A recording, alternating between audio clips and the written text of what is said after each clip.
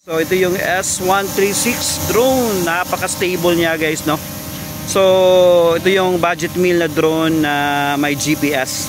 Tingnan nyo, napaka-stable niya. So ito yung camera niya, right. So pakita natin, yan.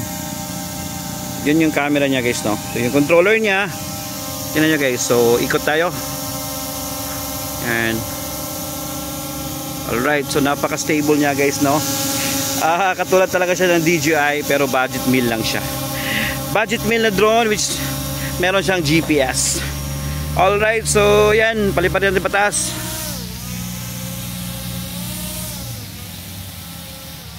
So ayan, pababa lang natin guys para makita nyo. So gaano ka stable, no? Alright guys.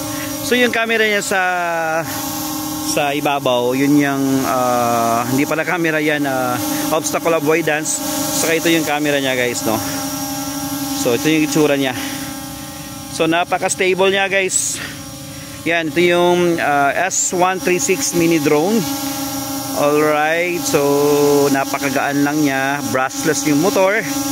Tapos yung flight time nito is nasa mga 20 to 25 minutes. Ayan. So madali lang din siyang i-connect sa cellphone, saka yung camera niya. So mag-download na kayo ng RX drone, nasa Play Store. Alright guys, so ayan. Once again, this is S136 mini drone. Ayan, pali pa rin natin pataas, no. Alright guys, so hanggang dito na lang muna tayo guys, no. Thank you so much.